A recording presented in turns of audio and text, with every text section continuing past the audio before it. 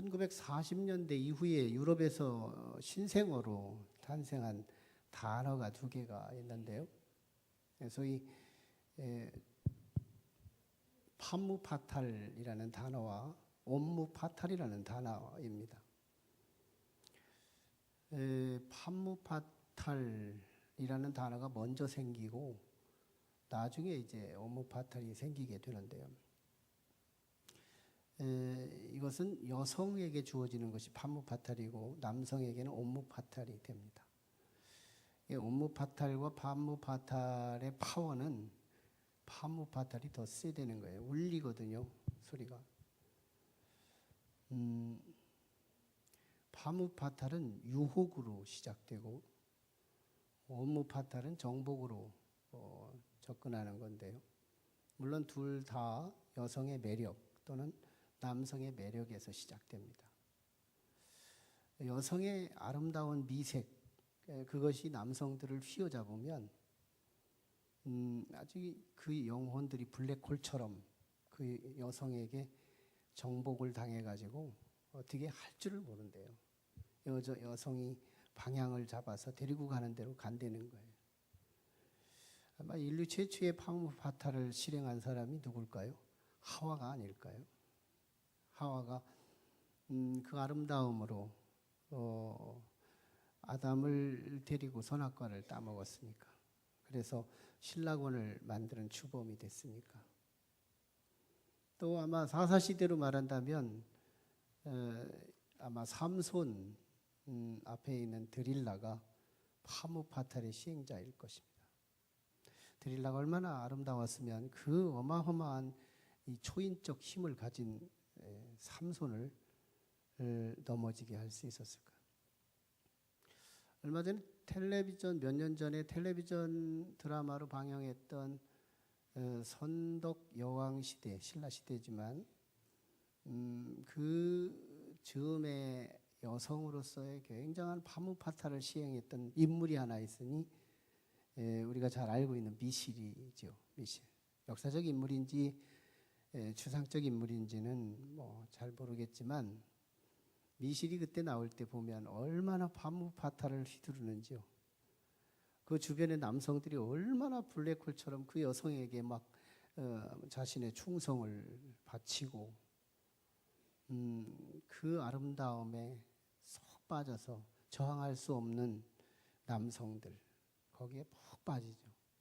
나중에 그 여성이 어려움 당할 때 남성들도 다 무너지고 말죠. 사실은 미실이 판무파탈을 행할 수 있었던 그 원인이 미색이기도 하지만 미색보다 더 받쳐주는 파워가 하나 있었으니 그 미실이 왕의 여자였다는 거예요. 왕의 여자.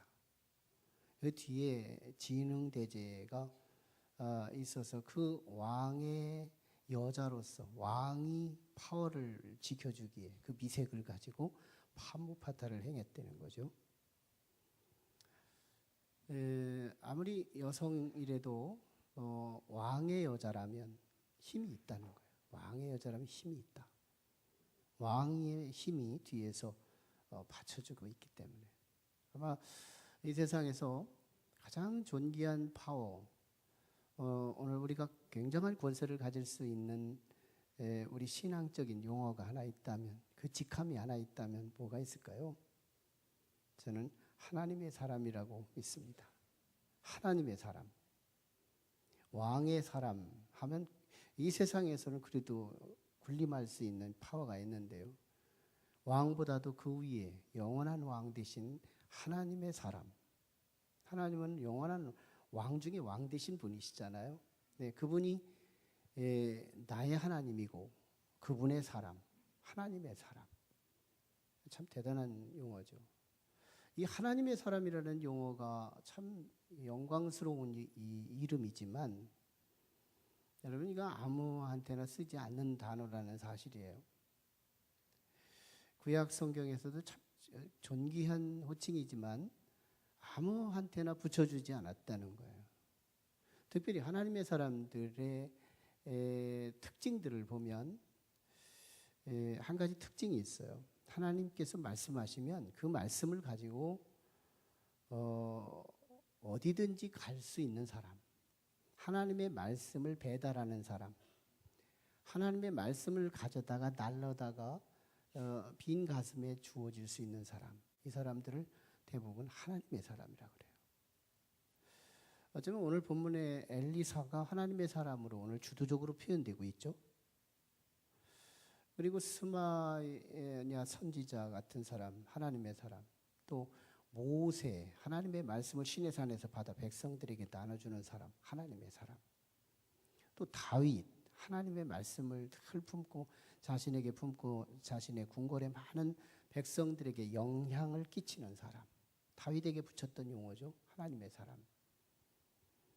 또 신약의 같은 경우는 바울의 영적인 아들이었던 디모데에게 너 하나님의 사람아 하고 교훈할 때 주시는 하나님의 사람. 하나님의 사람이 된다는 게 얼마나 영광스러운지 몰라요. 그 믿음의 기라성 같은 사람들이 있지만 그들에게 다 붙여주지 않았다는 거예요. 특징이 있더라. 하나님의 말씀을 그 속에 담아 하나님이 원하시는 방향으로 가서 그 말씀을 쏟아 붓는 사람, 이게 하나님의 사람들이더라. 오늘은 하나님의 사람 엘리사가 이스라엘, 즉 북이스라엘 나라의 그 국내 안에서만 활동하던 엘리사가 이제는 이스라엘을 벗어나서 아람이라고 하는 이방 나라, 아니 어쩌면 이스라엘의 적대 국가였죠.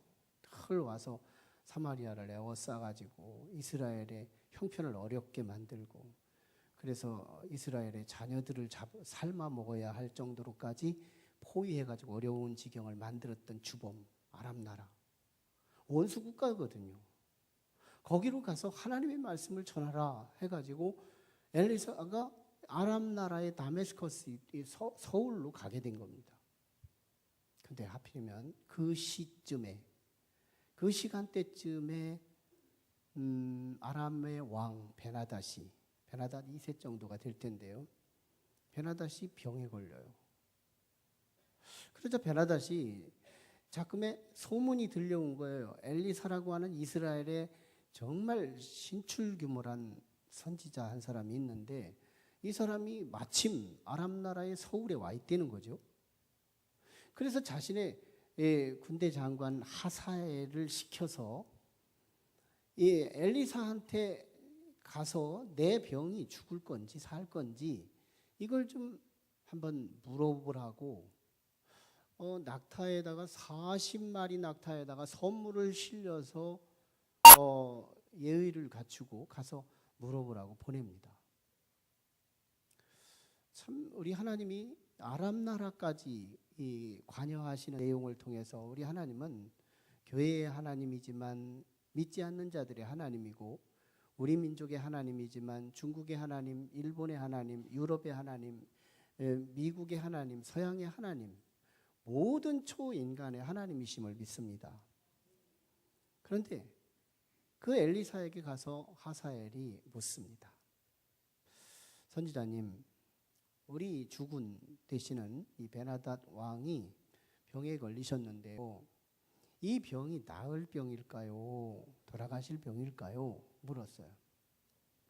엘리사가 대답하기를 병에서는 나을 거지만 그러나 조만간 죽을 것이다. 병으로는 죽지 않는다는 거예요. 그렇지만 죽는다는 거예요. 이게 무슨 말일까?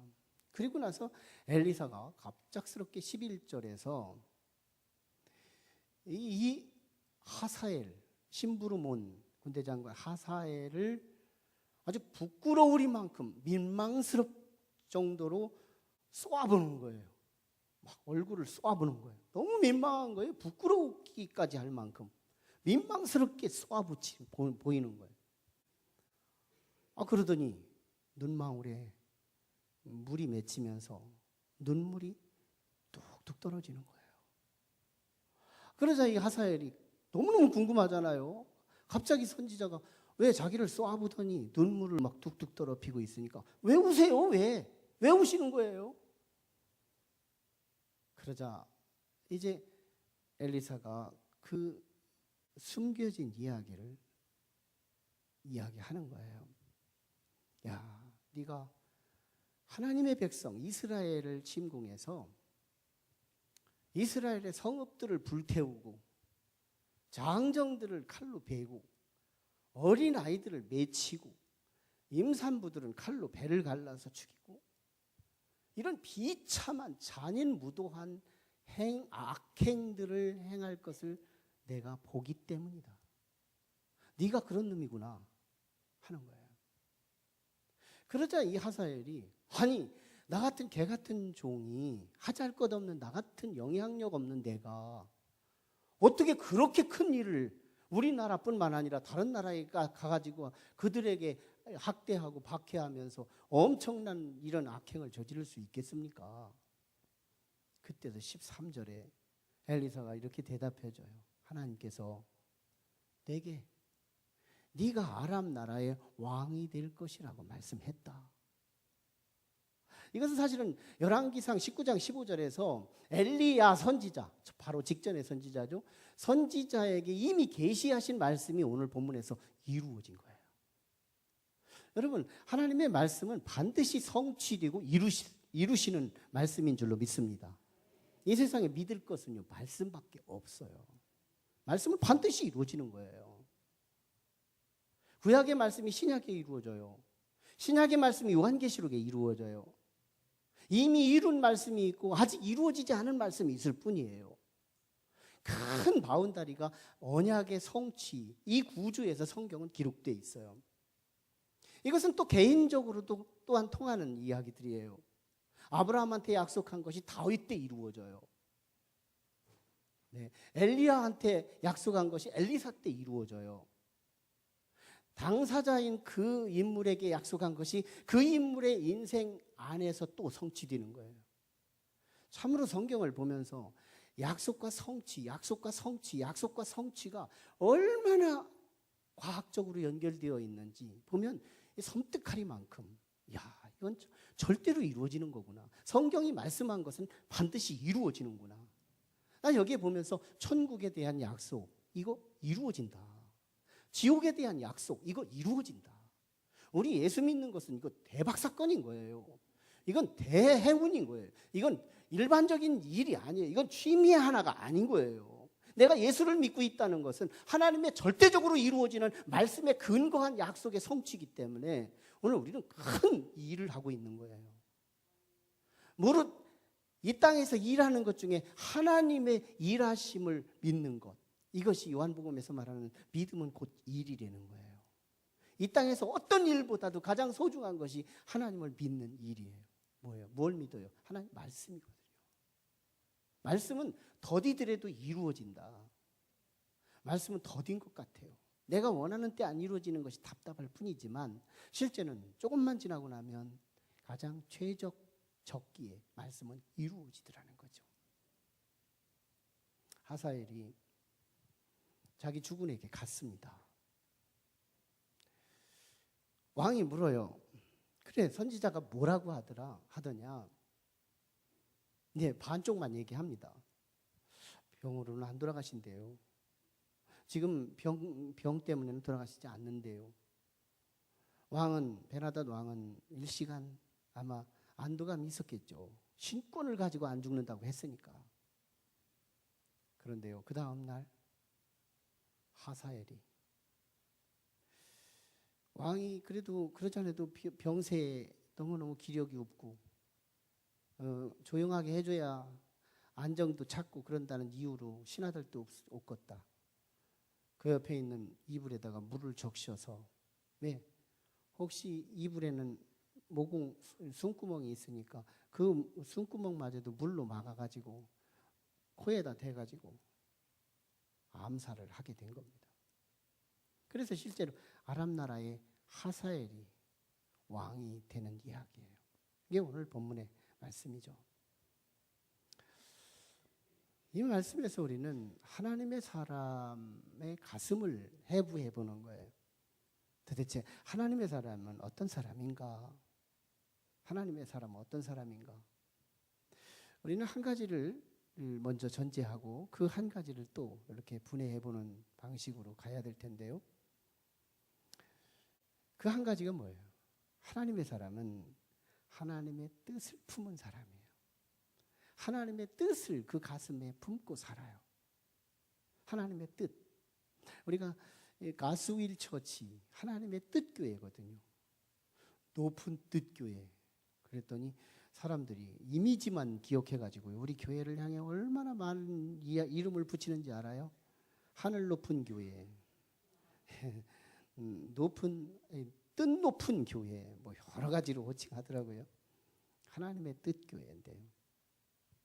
우리 교회가 하나님의 뜻을 품는 하나님의 사람들이 가득하기를 축복합니다. 하나님의 뜻. 하나님의 사람은 적어도 하나님의 뜻을 품더라는 거예요. 여러분, 누가 불신자예요?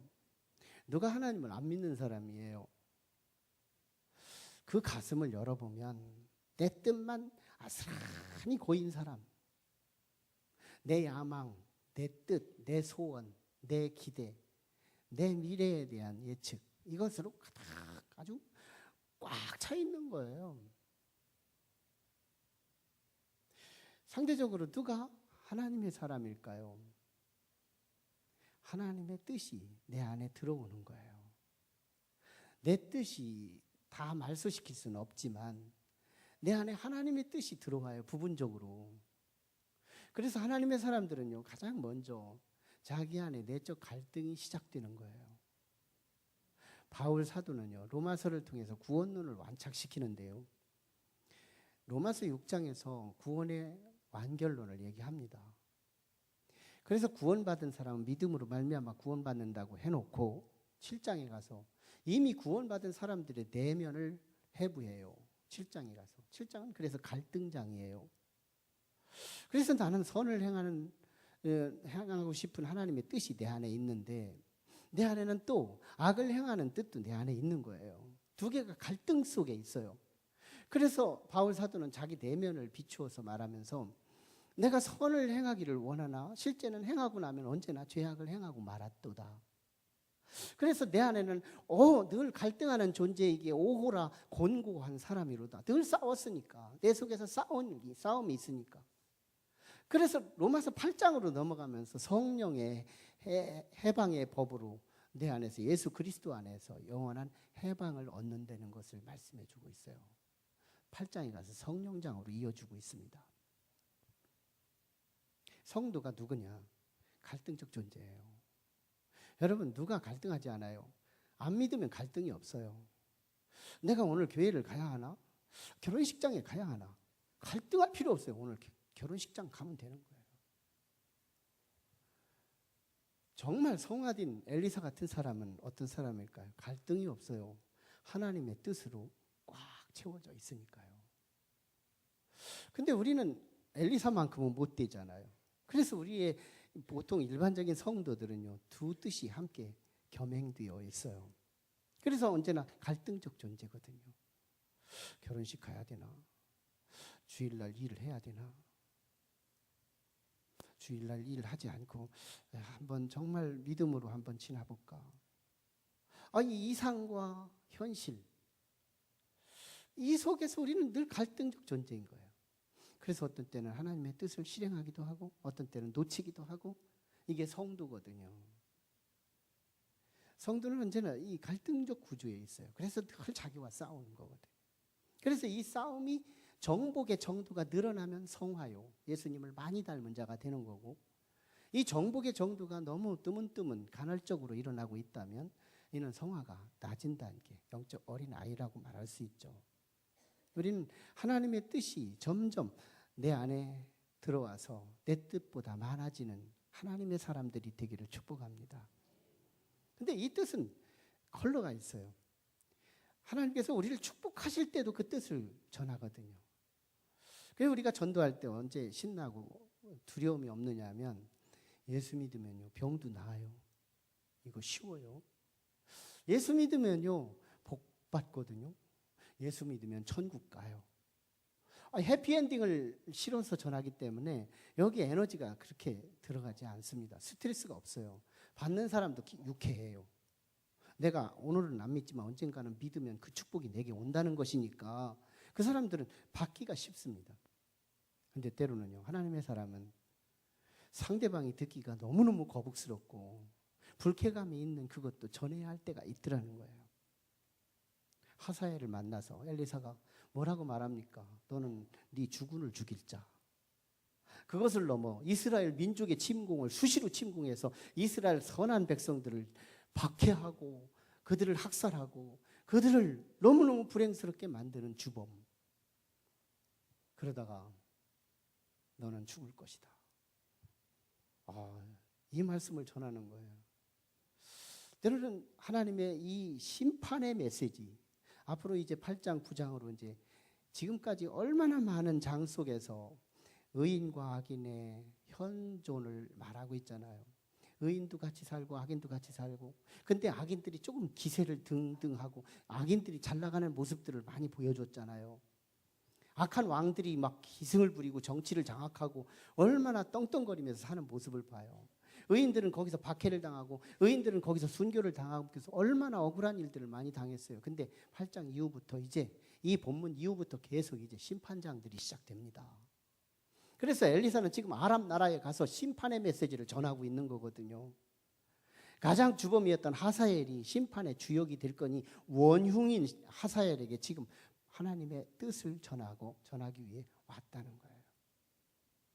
자, 이쯤 되면 우리는 이 하나님의 뜻을 전하는 이 하사엘에게 전하는 엘리사의 이 메시지 컬러를 한번 생각해 봐요. 액면 이 메시지 자체를 한번 잘 분석해 보면 이런 말입니다.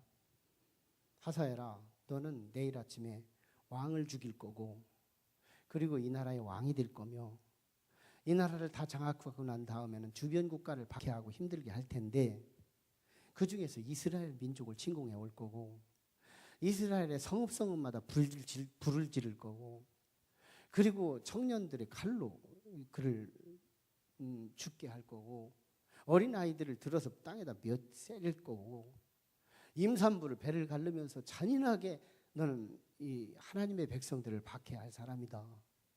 그런데 너는 열왕기하 13장에서 너는 죽거든. 결국 너는 지옥 가는 거야. 이 메시지거든요. 이 말을 한마디로 간추리면 너는 지금부터 죄만 짓다가 결국은 너는 13장에서 죽어 지옥 가거든. 이게 선지자가 이것을 했다면 이게 어떤 일이 벌어질까요? 이 메시지를 단순하게 이야기로만 들으면 이거 엄청난 무서운 얘기죠. 선지자가 이게 저주의 통로가 되고 선지자가 이렇게 나를 저주할 수 있나? 이런 생각이 들 수 있죠. 근데요, 이 메시지는 껍데기로만 들으면 저주같이 들리지만 이 메시지는 반어적으로 뒤집어 보면 하나님의 눈물이 들어있고 하나님의 안타까움이 들어있고 하나님의 사랑이 들어있다는 거예요. 성경은 반어법을 씁니다. 참으로 많은 영역에서 반어법을 쓰는데요. 특별히 여호수아가 마지막 장에서 이스라엘 백성들이 자기는 이제 늙어서 죽음 직전에 있는데 백성들의 장로들이나 이 지도자들을 모아놓고 이 여호수아가 백성들에게 뭐라고 말하느냐 하면 너희들은 이 땅에 이 가나안 땅에 있었던 이 몰렉 신이라든지 또는 바알 신이라든지 또는 아세라 목신이라든지 여러 우상들을 너희들은 섬겨라. 하지만 나와 내 집은 오직 여호와만 섬기겠노라. 이렇게 말을 한 거예요. 너희들이 하나님을 믿기가 너무너무 힘들고 버겁고 힘들거든 여호와를 버리고 우상을 섬기되 바알신 아세라 목신을 섬기도록 하라. 그러나 너희들이 다 우상을 섬기더라도 나와 내 집은 오직 여호와만 섬기겠노라. 이 메시지가 보여요. 여호수아가 어떻게든지 이스라엘 백성들로 하여금 바알신 섬겨라, 아세라 목신 섬겨라, 몰렉신 섬겨라, 우상 섬겨라 이 갈망해서 하는 소리냐고요. 너희들 우상 섬기라고 하는 메시지냐고요. 아니요. 이스라엘 백성들은요, 오직 나와 내 집이 여호와만 섬기는 것처럼 너희들도 여호와만 섬기라고 하는 이 반어법을 사용하고 있다는 거죠. 이 반어법이라는 것이 사전적 의미로 보면 이 반대적인 이야기를 끄집어내서 정반대의 참뜻을 강조하기 위해 쓰는 것이 반어법이잖아요. 반대쪽의 이야기를 함으로 인해서 참뜻을 강조하기 위해서 쓰는 것이 반어법인데, 예수님께서 겟세마네 동산에서 마지막 십자가를 앞에 두고 내 뜻이냐 하나님의 뜻이냐 이 부분을 놓고 갈등하며 기도할 때가 있었어요. 예수님이 기도하실 때 기도하고 나서 이제 일어났습니다. 그랬더니 가룟 유다가, 예수님의 제자가 원수들을 데리고서 칼과 몽치를 가지고 예수님을 이제 체포하고 잡으러 온 거예요. 그때 가룟 유다에게 예수님께서 하신 말씀이 친구여 이제 네가 할 일을 하라 이렇게 말씀합니다. 그때 예수님은 이 사랑하는 가룟 유다가 자기 스승을 팔아서 십자가에 내 던지라고 갈망하면서 던진 저주의 메시지냐 이거예요. 성목요일 날 성만찬을 하면서 가룟 유다에게 나하고 함께 소스 잔에 빵 조각을 들고 들어가는 사람이 그 사람이 나를 팔자다 이렇게 말씀했거든요. 그런데 제자들은 서로 주님 들어갈 때 내가 안 들어가야지, 주님 들어갈 때 내가 안 들어가야지, 내가 이때 들어가야 주님이 안 온다 하고서 딱 집어넣었더니 가룟 유다가 넣는 순간 예수님이 찍고 있는 거예요. 이때 뭐예요? 주님은 네 미래를 알고 있다는 거예요. 그 미래를 알고 있다는 이 메시지가 뭐예요? 제발 나는 네가 죄를 범할 것을 내가 알고 있는데 너는 여기서 회개하기를 원하고 있다는 거거든요. 더 이상 스승을 팔아먹을 생각을 이제 버려라. 나는 네 마음을 이미 알고 있다. 회개의 1차 경고였던 거예요. 근데 다시 칼과 몽치를 들고 오는 자들에게 군우를 짜가지고 예수님을 팔아넘기기 위해서 겟세마네 동산으로 오는 이 가룟 유다를 향하여 친구여 네가 할 일을 하라 이렇게 메시지 했을 때 네 스승을 빨리 팔아라 이 메시지가 아니고요. 가룟 유다야 이건 네가 회개할 수 있는 최후 통첩이다. 이제는 회개할 기회도 오지 않아. 여기서 회개하지 않으면 너는 영원히 멸망당하는 거야. 이 간절한 애탐 이것이 예수님의 가슴 속에 있었다는 거예요. 그도 그럴 것이 예수님께서 예루살렘을 바라보면서 어떻게 말해요? 예루살렘아 예루살렘아 내가 어느 때까지 너희와 함께 있어야 하겠느냐. 암탈기 병아리를 품듯이 너희와 함께 내가 지냈는데 어느 때까지 있어야 너희가 회개하고 돌아올 수 있겠느냐는 거예요.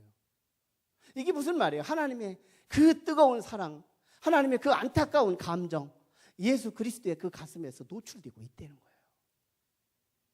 어떻게든지 심판받지 않아야 할 텐데, 심판받지 않아야 할 텐데 저들의 죄악 때문에 심판을 향하여 한 걸음 한 걸음 다가가고 있는 저들의 모습을 보는 하나님의 그 가슴은 눈물이요 아픔이요 상한 심령이 되더라는 거예요.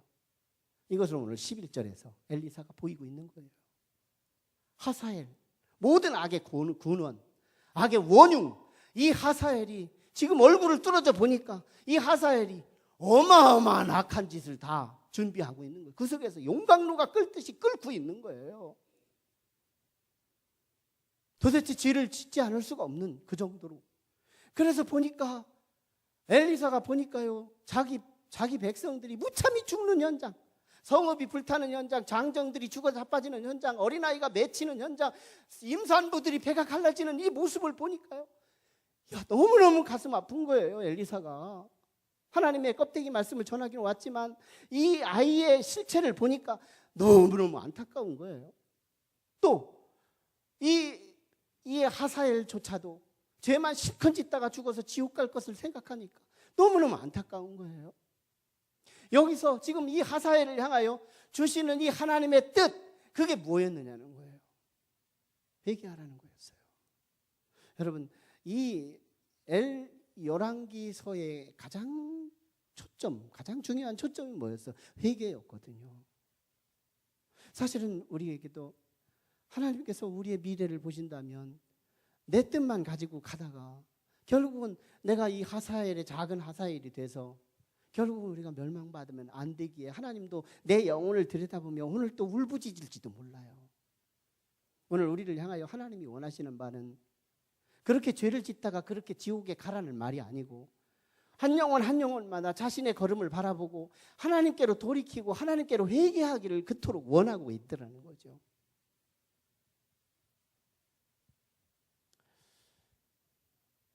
(1861년도에) 죄와 벌이라고 하는 도스토옙스키가 장편 소설을 씁니다. 러시아의 경제적인 대공황 시대를 배경으로 해서 이 소설은 참 굉장히 성서적 배경을 가지고 있는데요. 이게 고전이 되고 참 의미가 깊어요. 라스콜리니코프라고 하는 주인공이 있는데 이 청년이 참 가정 형편이 어렵고 하숙집에 살기는 하는데 하숙비를 내지 못하고 하루 경제적인 어려움 때문에, 그리고 눈 둘러봤더니 하나의 전당포에는 이 고리 대금업자들이 아주 막 즐비한 거예요. 돈이 없어서 백성들이 굶어 죽는 시대에 고리 대금업자들은 한 사람에게 돈을 얻어서 엄청난 고리 대금업을 가지고 불공평하게 사는 거예요. 그래서 저놈들은 죽여야 된다. 라스콜리니코프는 자신을 사람을 둘로 구분합니다. 범인과 비범인. 근데 자신을 비범인이라고 생각을 하고 나의 특수한 사명자가 일어나야 이 사회는 정화된다고 생각하면서 저런 고리대금업자는 내가 죽여도 된다고 생각하고 죽여요. 도끼 만행 사건을 저지릅니다. 전당포에 들어가서 그 노인을 죽이고요. 그 현장을 목격한 그 여동생을 또 죽입니다. 한날 한순간에 도끼로 두 사람을 죽여요. 라스콜리니코프는 이 사람을 죽이기 전에는 아무런 죄책감이 없을 줄 알았는데 죽이고 나니까 죄책감이 자신의 영혼에 깊숙이 파고 들어가요. 잠을 자는데 악몽 때문에 잠을 못 자요. 일어났는데요, 양심의 가책 때문에 괴로워요. 스트레스가 빵빵하게 그 가슴을 채우는 거예요. 잠을 잘 수도 없고 일어날 수도 없고 일상할 수도 없고 특수한 상황에 빠질 수도 없어요.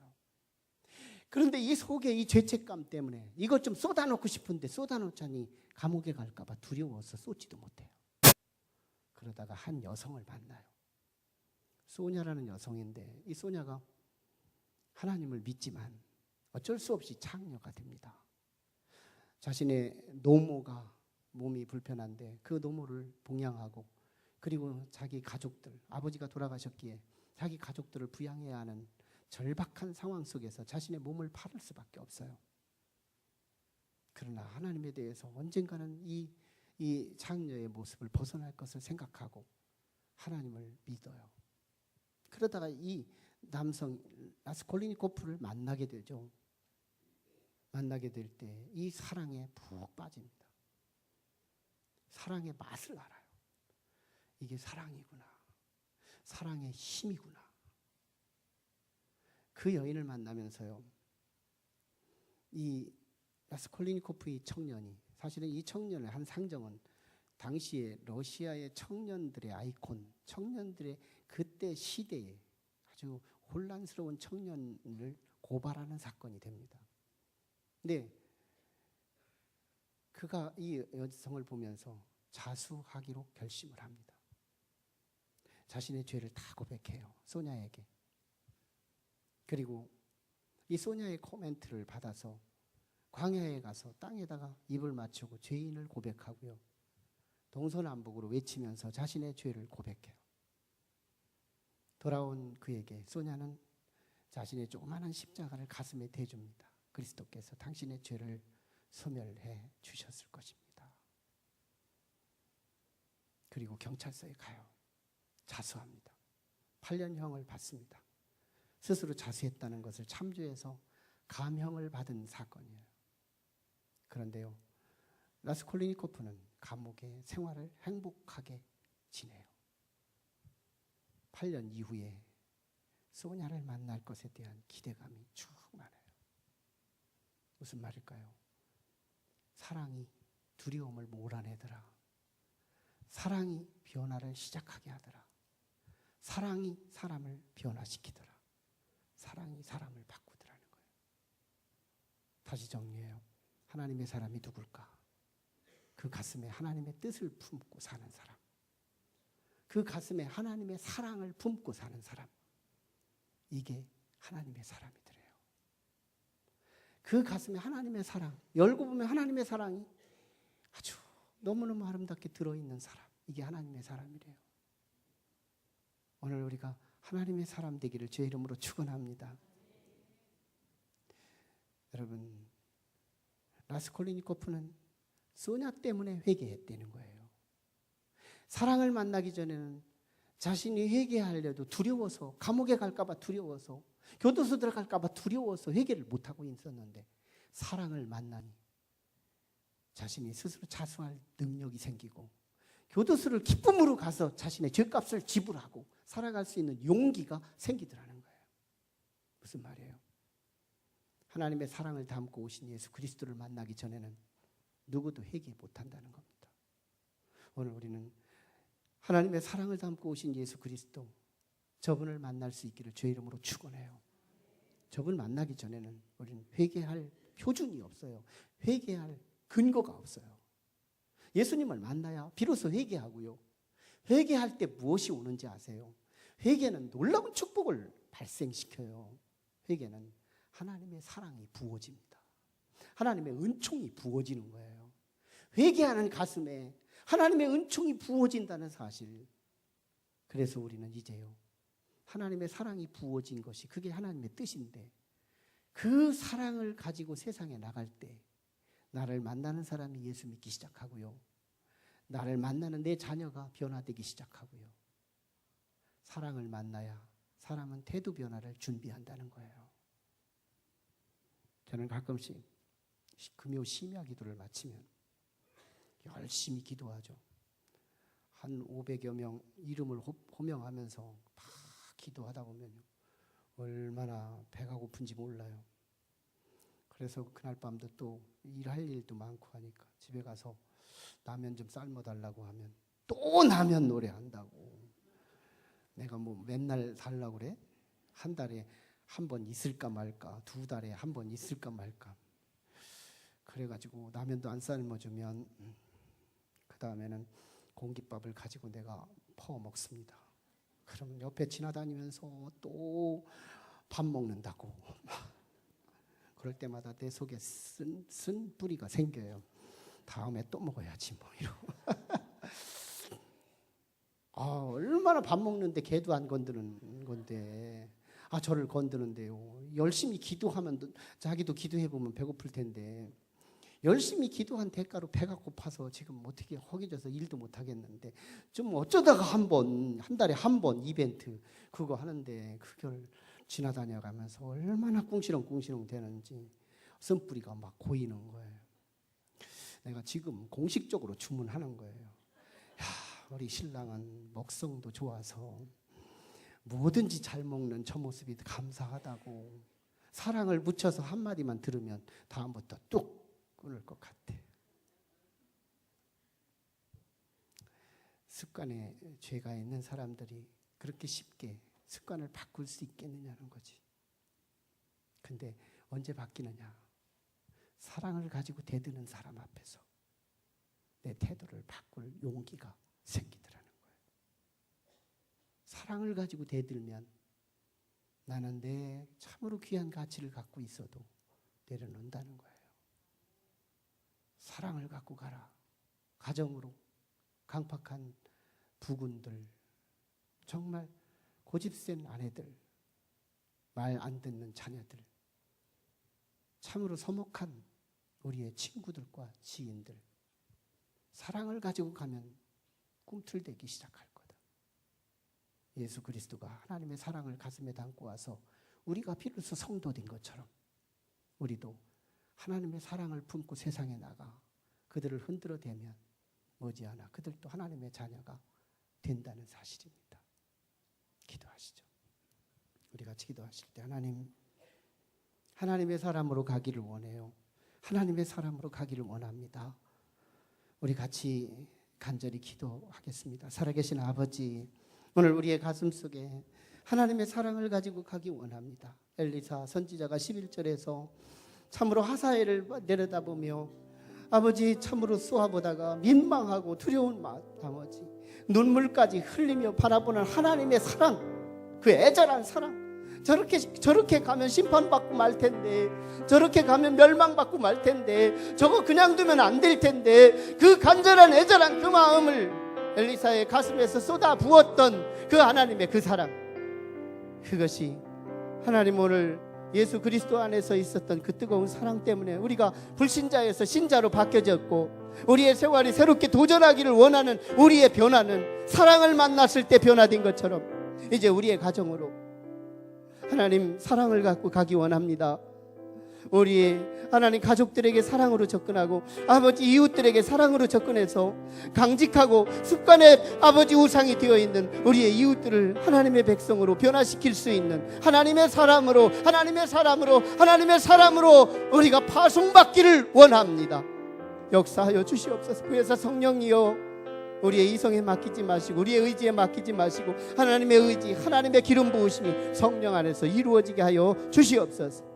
지금은 우리를 구원하신 예수 그리스도의 은혜와 아버지 하나님의 사랑과 성령님의 감동, 감화, 역사하심이 오늘 3부 예배 드리며 우리 주님 앞에 하나님의 사람이 되기를 마음속에 다지고, 하나님의 그 부글부글 끓는 그 뜨거운 사랑을 가슴에 품고 우리의 부군을 만나고 우리 아내를 만나고 우리의 자녀를 만나고 우리의 이웃을 만나며 우리의 친구와 우리의 직장의 동료들을 만날 것을 결심하고 돌아가는 온 성도들의 심령과 머리 위에 지금부터 영원토록 함께 하시기를 간절히 축원하옵나이다. 아멘.